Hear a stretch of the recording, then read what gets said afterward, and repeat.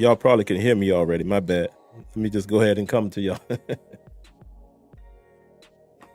What's happening, good people? Sure y'all can hear me, man. I forgot to mute the mic. Good thing I didn't say nothing crazy. Hold on, guys. I'm ready to start, man. I'm just tweeting out. All right. What's happening, good people? Good people, welcome to the latest and greatest episode of, what do I call this show now? Oh, the knee-jerk reaction show. Pittsburgh Steelers Week 10 versus the Washington Commanders. You know I want to call them that other name, but we can't. The Washington Commanders, man, Week 10 in Washington, and the Steelers got it done. And boy, was it a crazy game, but we got it done. And we're going to get right into it. Let me let y'all know a couple things really quick, and I might say this a few times because I'm sure I'm going to hear noise behind me. Got a house full of people, man. Got great family over. My nieces, my nephews, Leonard Langley that you guys might see in the chat. He's here right behind me. The man cave is back there. The office here is in the basement, you know, where we do the still basement. But right behind me is the big old man cave with the big old TV. And they're back there watching the Cowboys and the Eagles. So you may hear some background noise, but it's all good, guys. It's all good. Just letting y'all know what's going on. But like I said, got a house full. Mother-in-law's here. Brother-in-law's here. We're having Sunday dinner. And also my other brother-in-law, which he's always going to be my brother-in-law. You know, I won't get into personal business, but my other brother-in-law who's here is a Commanders fan, and we watched the game together. What a good time. What a wonderful time, man. So let's get to it. I'm not going to be too long today because, again, I got family here, got my son, all of them in the back. I mean, literally behind that wall. So y'all probably going to hear ups and downs, yells and screams. You hear that? I don't know if y'all heard that, but let's get to it. So, guys, what we're going to do like we always do, man, we're always going to dive right into the first drive offensively, the first possession defensively. I'll give my recap. And then we's out of here. But let me say hello to some of the early commenters. Malvo in the building. CT Pittman, my man, in the building. Leonard Green in the building. Wave Dave in the building. My man, Mark Cunningham in the building. Rajon 39 in the building. My man, Y Diggy in the building. David McLeod. Hello, the lovely Lanisha in the building. Hello, Lanisha. Fellas, lay out the red carpet for our lovely ladies of Steeler Nation. Lanisha is in the building. Steelers Cards in the building. The Master of Music is in the building. Hello, Susie, our lovely young Miss Lady Susie. Love Susie to death, guys. If you all remember from the time that she called in, when she called in, she was 14 years old. That's been a little while, so I don't know if she's 15 yet. But hello, Susie. We always love to have you here in the chat. She says prayers for Alex Highsmith. Absolutely, Susie. See, look at that. Our young lady coming in here with some very mature comment. Absolutely. Prayers up for Alex Highsmith. Who else is in here? Reggie Reg in the building. Who else? Really quick, guys. Jaywalk in the building.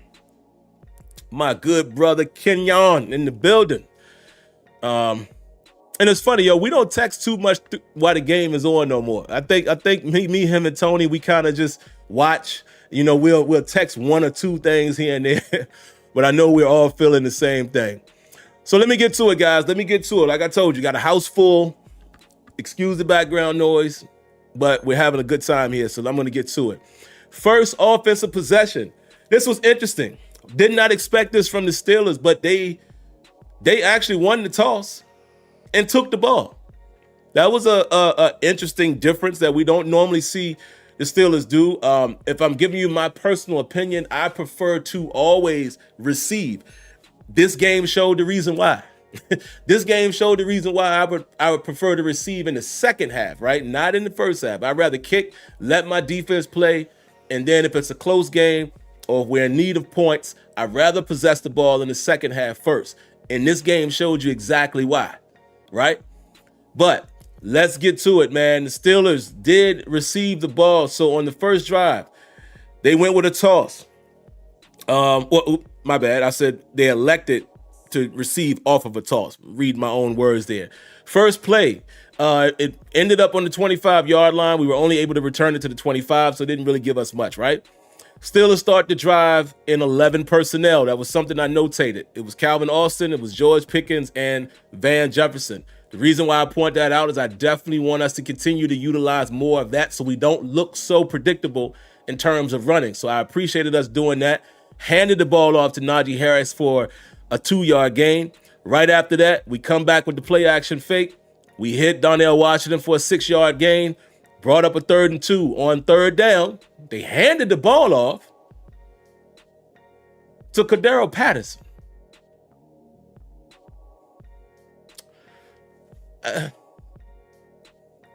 Now, you guys know how I feel about Cordero Patterson running the football, the way he looked against the Colts. Had a great drive. Y'all remember that drive? But I just didn't necessarily like handing him the ball on 3rd and 1. Because it was marked as a 3rd, well, it was 3rd and 2, excuse me. I didn't like that situation. I guess Arthur Smith was trying to do something different. And again, it's okay to have a different opinion from the coach. But that was just my thought process when I saw that. I was like, I don't like that. You know, I guess maybe you wanted to try to get a little more speed on the edge. Okay. But I felt like if you're going to run the ball on 3rd and 2, you want to get a little more quickness and more decisiveness. Maybe run with Jaylen Warren as opposed to Cordero Patterson. Only because Jaylen Warren is fresher. He's been playing each week for the most part. He's been back since before Cordero Patterson was back. So I didn't necessarily like that, but whatever. The Steelers go 3 and out, and I never liked that. And that is a disaster, guys. If you possess the football first, you cannot go 3 and out. It is a disaster. But guess what happened? Excuse me, I got choked up. Hold on. My bad, y'all. But guess what happened? The defense, like they always do, they held us down. The defense comes right out, and they pitch a 3 and out themselves. So Washington ran the no huddle. I notated that. I didn't realize, per the commentators, that Washington runs the no huddle more than any team in the league. So that had me a little on the edge of my seat as they said that. I was like, okay, something to look out for. But the Steelers able to get off the field, man, with a 3 and out. So the defense, quite a few times in this game, picked up the offense. Offense didn't do nothing. Defense comes in, and they was like, okay, they went 3 and out. We're going to get our own 3 and out. So that was great. So now let's just go ahead and talk about key moments. I'm going to run through this quickly, man. Key moments of the game. Hold on, guys. My bad.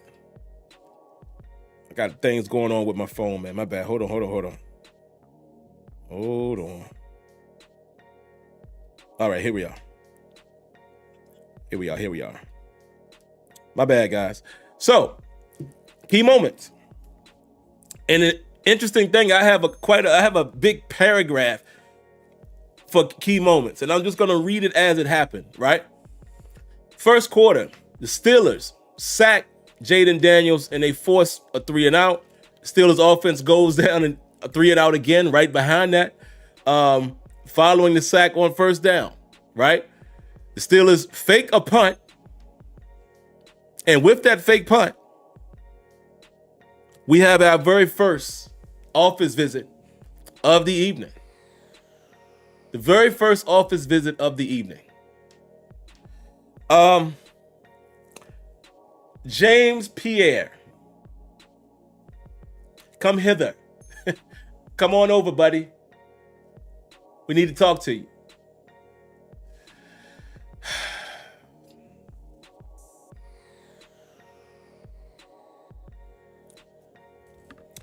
James Pierre, I have one simple thing to say to you, and then I'm going to address the audience. Have you ever been able to run with a football before you catch it? I think you were so open, your mind went to thinking, I can make a play, I can make a difference. You got so excited, you decided to turn and run without the football. James Pierre, what is going on, brother? Are you a receiver? No. Are you a running back? No. But defensive backs can catch the football as well. A 10-year-old could have caught that. How do you drop that? It was right in your hand, sir. Sir. But you know what? I'm not going to be so mad at you because, you know, you're just here for special teams and such, you know. But bruh, You were so open, it was ridiculous. You cannot drop that. I'm sorry. Yes, people drop footballs all the time. Things happen. No, not in that moment. You cannot drop the football. Goodbye. You're dismissed. Now, good people are still a nation. Actually, I'm going to come back to it, but I want to talk about that fake punt. I'll address you guys in a moment, but I don't want to slow down me going through these key moments because, like I said, I don't have a lot of time today with a house full of people and dinner awaiting. Let's keep going, but I'm going to come back to that fake punt. So there it is, man. Fake punt. James Pierre drops the ball. And that basically gave the Washington Commanders their first score. They went around and scored right after that, 7-7. Right after that, though, Steelers offense goes 3 and out. 3 and out immediately following the Commanders score. That is not a good thing.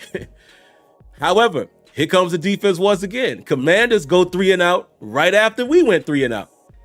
Guess what happened after that? Steelers go 3 and out once again on offense. Steelers punt. The return gets muffed. And then the Steelers end the drive with the touchdown to Freiermuth. Now, let me go through that sequence again.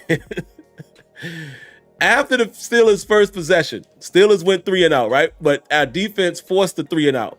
I said that backwards. After the Commanders' first possession, we forced the 3 and out. Our offense went 3 and out. Following that, fake punt happens. Boom. Following that, they score a touchdown. Following that, our offense goes 3 and out. Right after that, their defense goes 3 and out. Right after that, offense goes 3 and out. Commanders end up going 3 and out again. They punt. Punt gets muffed. And it's funny because homeboy, can't remember his name, but he had already muffed one early, right? And Skoranek almost got that one. So it was almost fitting. Football gods looked out. But that was a crazy sequence there. Steelers end up getting the touchdown to Freiermuth. And at that point of the game, they're up 14-7.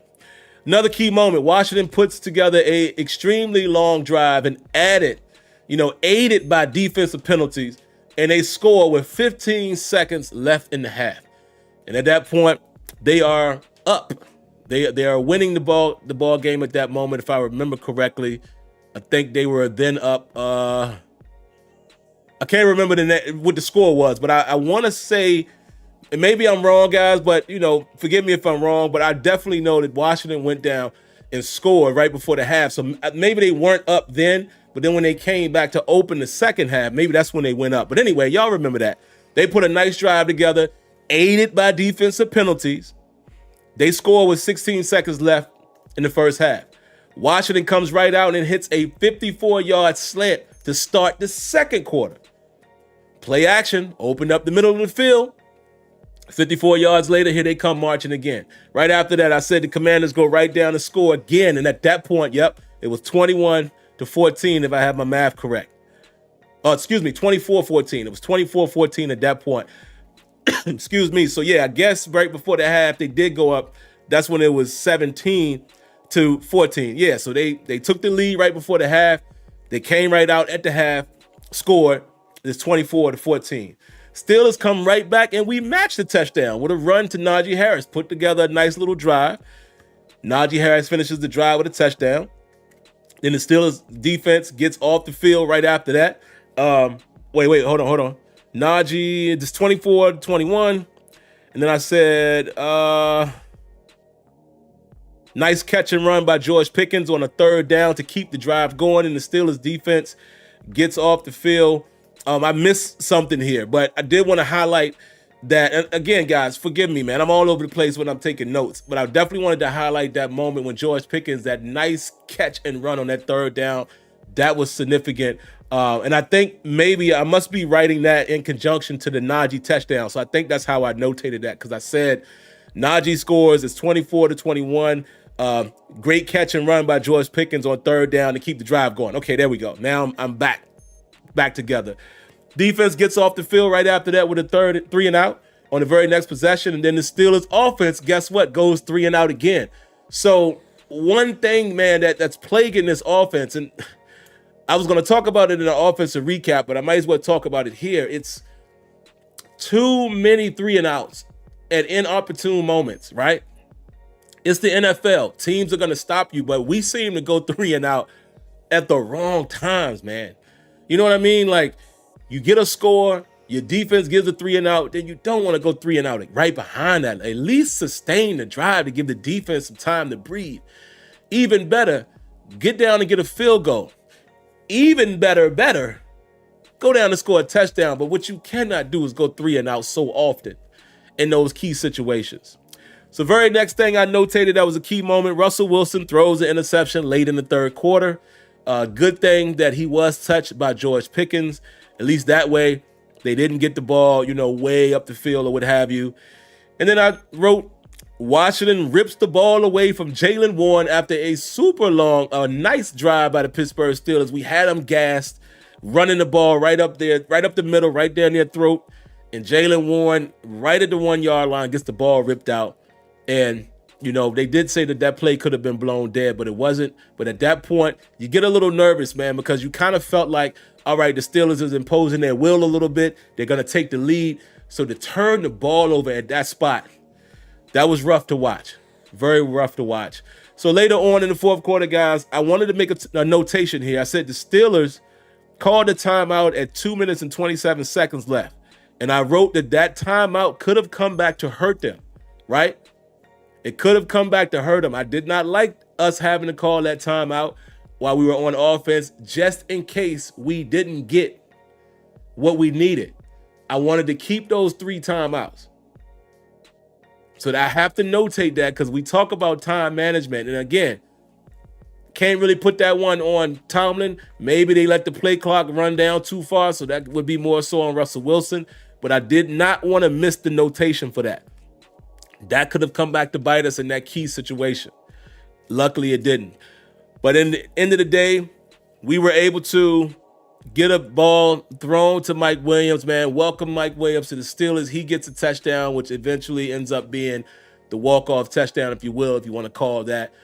The Steelers able to get the victory by stopping Ertz this short of first down yardage on fourth down. I think the Steelers bowled up really good, man, on that last sequence of downs and getting the Washington Commanders off the field, man, in 4 plays. So excellent job, largely by the defense. If I had a quick recap to give by, offensively, I would just say we do too much, way too much going 3-and-out in inopportune moments. That's number 1. Number 2, guys, and I'm sitting here telling Leonard, I'm sitting here telling my brother-in-law Trent, I absolutely hate when we just line up in bunch or heavy formation, and not bunch, but heavy formations, when we line up in jumbo. And we telling the world we're going to run and we run right up the middle. I hate it. Yes, it worked a couple times in this game, but I hate that we do that because it's so predictable, right? I need Arthur Smith to develop more runs out of different formations. I'm giving a hats off to Arthur Smith. Like I've told you guys, I think Arthur Smith is doing a great job as the offensive coordinator. Some of you may disagree, but I think he's doing a fine job. I don't have many complaints with Arthur Smith other than the fact that when he decides he's just going to go man on man, mano a mano, and run right into the teeth of the defense, I just don't like when we do that. I just don't like it. That's all. I just don't like it. And I get into the office visit in a moment. I already called one person in the office, but we got one more person to call in the office. Well, actually, maybe two.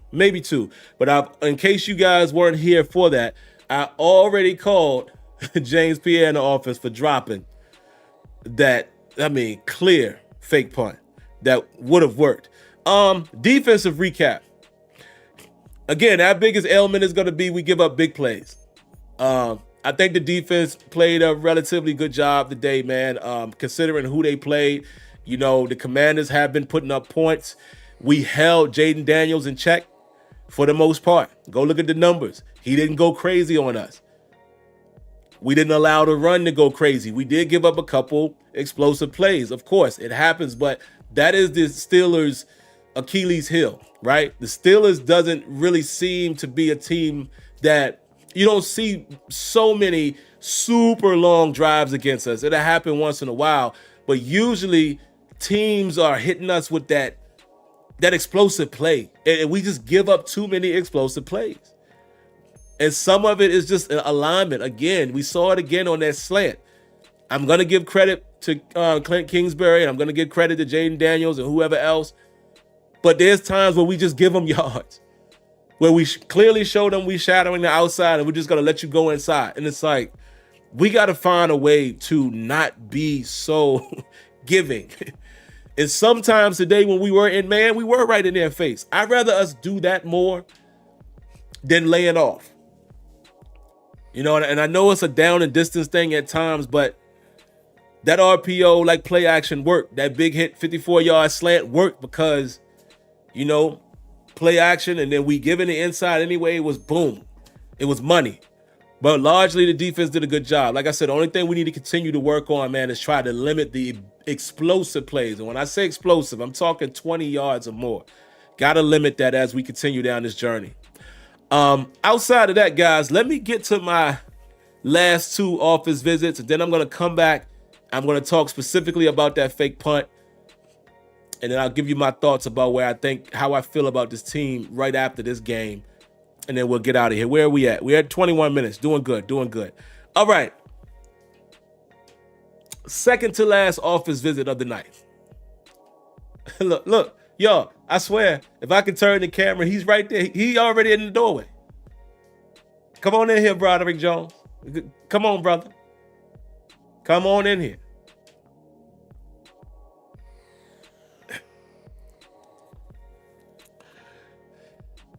Broderick, I have been tired of talking to you, man. Didn't have to talk to you much in the last week or two, but you are a habitual offender, right? You just, I know I'm not going to go several weeks without having to talk to you. Let me tell you what you did first and foremost. Had a penalty in this game, if I remember correctly.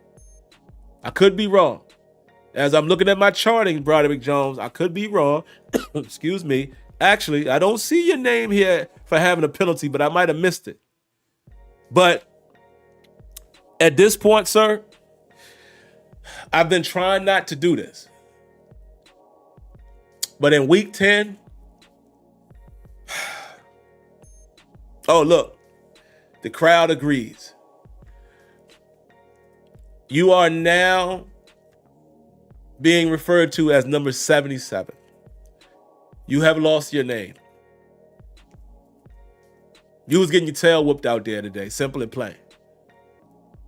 You, my friend, I will now refer to you as number 77.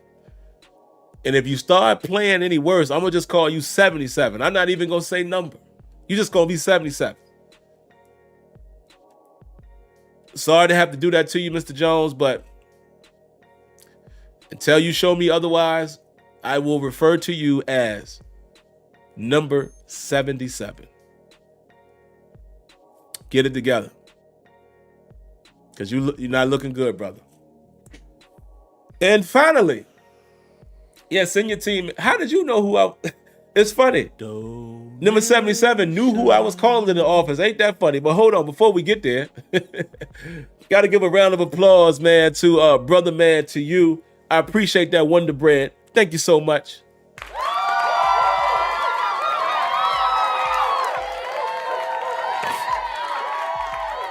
Man,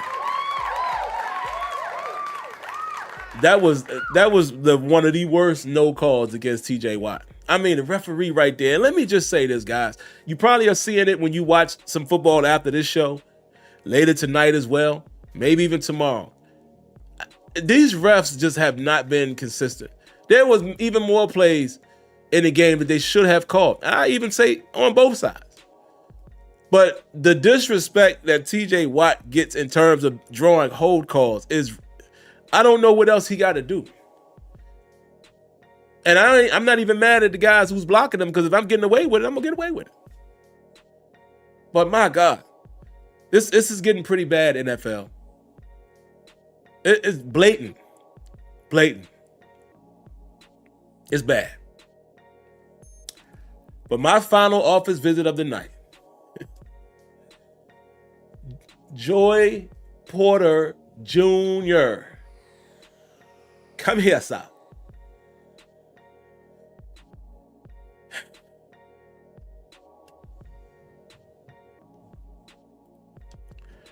JPJ, I no longer call you Peasy Jr. Still like what you do for us. Still think you're up and coming. I still think you're a pretty solid, pretty good to solid corner. But what's gonna keep you from being great? What's gonna keep you from allowing me to have confidence in you? You gotta stop committing all these penalties. Brother, Joy Porter Jr. called for pass interference right after Dante Jackson gets called for holding. You get called for PI right after that. So you want to match the efforts of your running mate. Come on. Joy Porter Jr. called for a face mask. This was right after the holding from Deshaun Elliott. Why is it that you seem to have to do it? You have to commit a penalty every time your teammate does it. Like you ain't gonna let them outdo you, huh? By the way, you and Deshaun Elliott, yeah, y'all very well kept that long drive going for the Commanders when Alex Highsmith had got a sack. And they would have been deep in their own end zone with, I think it was 3rd and long, but it might have been 2nd and long. But we got that sack, and we had him in the pressure cooker in that moment, and you guys negated that. A holding and a personal foul on the same play. And then, Joy Porter Jr., you ain't done. You get called for another pass interference in the end zone. Now, I know some people are going to say, oh, that was a ticky-tack call. Maybe. But the reason why I'm not going to give you the ticky-tack benefit of the doubt is because it was you. Look, JPJ, I like you, dog. I like you a lot. I think you can become a dog. I like what you bring to the table. I like, the size of you as a corner, being a bigger corner. You got a little speed with you, got a little scrappiness in you. But you have got to get the penalties under control. Because if you don't, you become a liability, bruh. As much as we all want to root for you and love you, if you keep getting penalties called, you are going to become a problem that nobody wants to deal with. Get it together, please. We got some more Wonder Bread, man. Round of applause to Brother Man as well as the infamous Tim. I appreciate you, brothers, for the donation.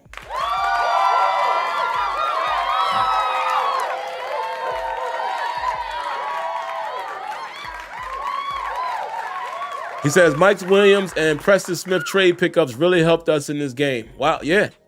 They both made plays today, and it was good to see that, man. It's good, because I can imagine when you get traded and get brought into a new organization, you want to feel like you fit in. You want to feel like you can contribute. So that's got to be a huge boost for those guys. And what great foresight, right? It's unfortunate, but Alex Highsmith goes down with what seems to be, could possibly be a real injury, and we traded for Preston Smith. Couldn't happen at a better time. And I also noticed that Nick Herbig was inactive. So I wonder, was the Preston Smith trade based off of something going on with Nick Herbig that we don't know about? We know he was coming back off an injury, but also they kept telling us he was getting close. What great foresight by Omar Khan and Mike Tomlin for doing that. The infamous Tim said, why are we running toss on the last drop?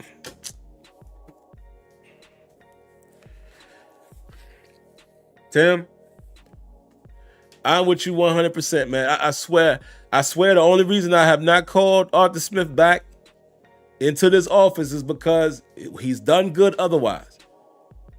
But for some reason, he loves that toss, but also he loves to just line it up and run into 9-man boxes. Yeah, I'm exaggerating, but it looked like it'd be a 9-man box. But great question, great point. All right, guys. Now, the last thing I'm going to talk about is that fake punt. Let me say this really quick and sweet. I know some of y'all are going to try to put that on Mike Tomlin. I already know it. I know y'all going to do it. If you ain't going to put it on Mike, you know who you're going to put it on? You're going to say, well, Danny Smith. No. Let me explain something to you. What I believe happened in that situation, because I've heard Danny Smith say this before. I've heard Mike Tomlin say this before in years past when we faked the punt. They are taught. Killebrew and others, they're taught. If they get a certain look, take the fake. That was not a coaching call. There's no way y'all are going to get me to think that Mike Tomlin or Danny Smith called a fake punt on 4th and 16 backed up to their own end zone. No, they got the look and they took the shot. It was the right shot, the right call against the right look, and James Pierre dropped the football. That's it. That's it. I have no issue at all with the fake. But I know, especially those who don't like the man, I know y'all going to blame that on Mike Tomlin. I already know it. But I'm just trying to educate you guys that that wasn't a coaching call. No, not in the moment. It was not.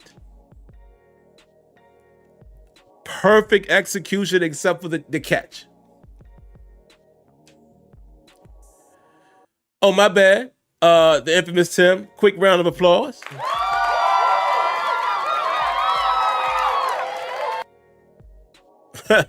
He said, when we played off, we gave up 27. When we pressed, we gave up 0. That's what I'm saying. I get that you can't do it every play, but guys, it pains me and kills me. Terrell Austin, I'm going to have to call you in the office. I'm trying not to, but it pains me the times that we just play off and we just allow guys to do what they want. I'm cool with if we get beat, we get beat, but not because we are sitting back and allowing them to do it.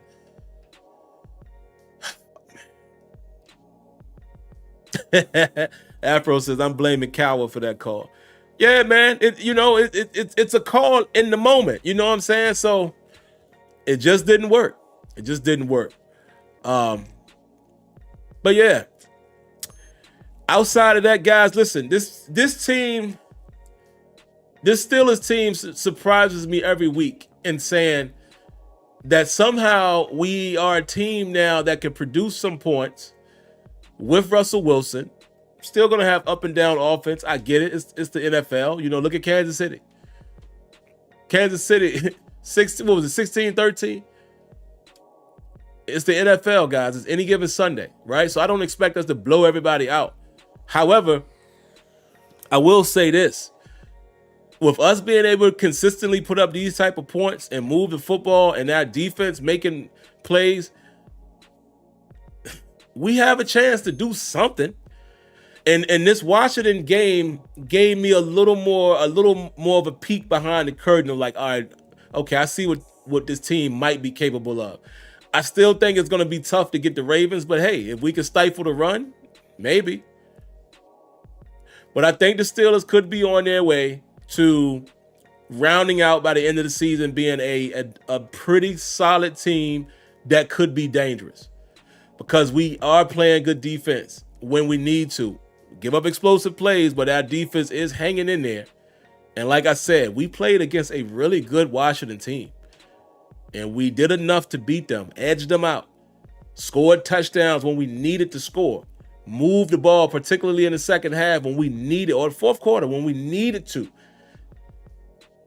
Showing you what we are possibly able to do with a Mike Williams now opposite George Pickens. And oh my God, George Pickens. I'm saving all his praise for Tuesday because y'all already know. Y'all already know he going to have a big hat moment. It ain't no secret. George Pickens, and I have been saying it to y'all.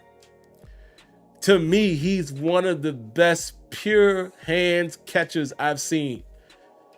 The way this dude contorts his body and the ease in which he catches the ball is just... George Pickens is a dog, man. Dog. Ugh.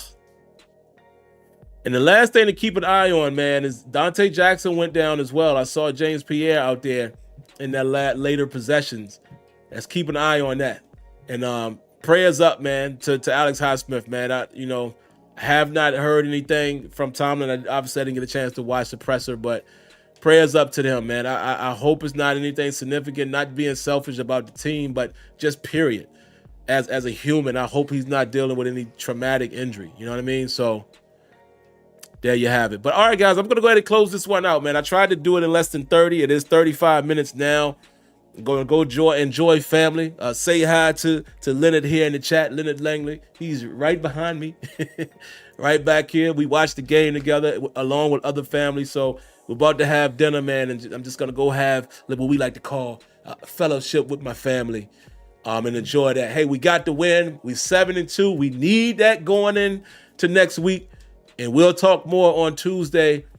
Yeah, man, what a great game. That was a really, really, really good game. We made some mistakes, but we found ways to win, and we put points on the board. And, hey, Russell Wilson threw what? Three touchdowns? Was it 3?